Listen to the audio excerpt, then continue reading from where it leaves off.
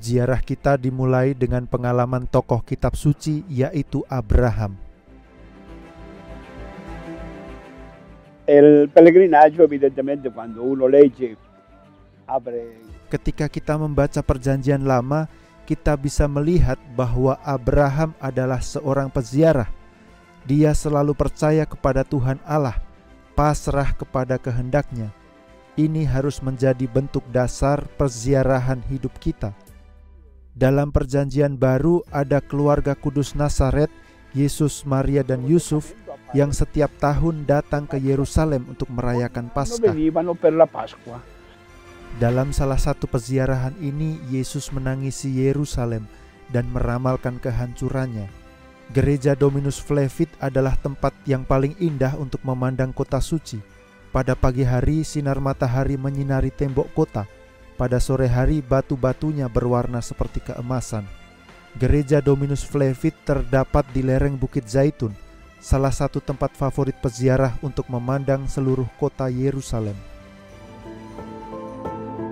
Kota Yerusalem yang kita lihat sekarang tentu berbeda dengan yang ada pada zaman Yesus ketika ia meramalkan kehancuran Bait Allah. Di sekitar gereja ini banyak terdapat peninggalan dari jemaat Kristen perdana. Pada abad-abad pertama, para peziarah datang ke tempat ini di kaki Bukit Zaitun dan mereka berkata, "Di tempat ini Yesus memandang kota lalu menangisinya," seperti ditulis dalam Injil Lukas.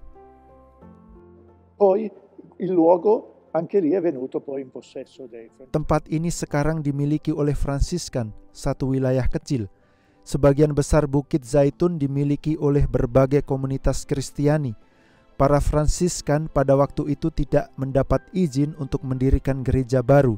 Hanya boleh mendirikan gereja kalau ada bekas gereja lama. Di sini belum ditemukan bekas gereja lama. Itu masalahnya.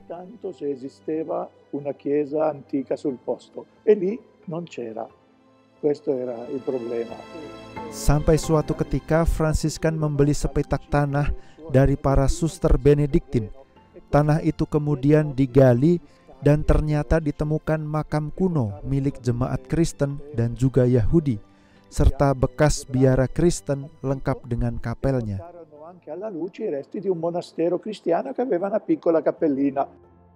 Penggalian dilakukan antara tahun 1953 sampai 1955 oleh Romo Bellarmino Bagatti, seorang arkeolog Fransiskan dari Studium Biblicum Franciscanum. Ia menemukan sebuah pemakaman kuno dari zaman Romawi dan Bizantin. Ditemukan beberapa sarkofagus dan ossuarium atau tempat penyimpanan tulang-tulang. Ada bukti-bukti bahwa pemakaman ini adalah milik jemaat Yahudi Kristiani di Yerusalem. Di dalam ossuarium ditemukan gambar-gambar salib, bunga, serta huruf Tau, dekorasi yang khas dari zaman Kaisar Konstantinus. Ada juga tulisan-tulisan nama-nama tokoh Perjanjian Baru dalam bahasa Ibrani, Aram, dan Yunani, seperti Maria, Marta, Filone, Matius, Yusuf, dan juga Yesus.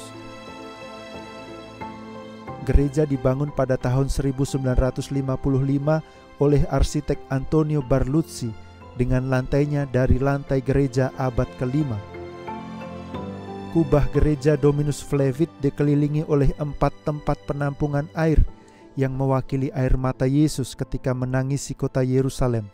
Bentuk gereja juga mewakili bentuk tetesan air mata.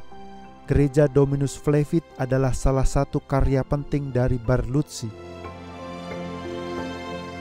Dari dalam gereja ada jendela kaca untuk memandang panorama kota Yerusalem.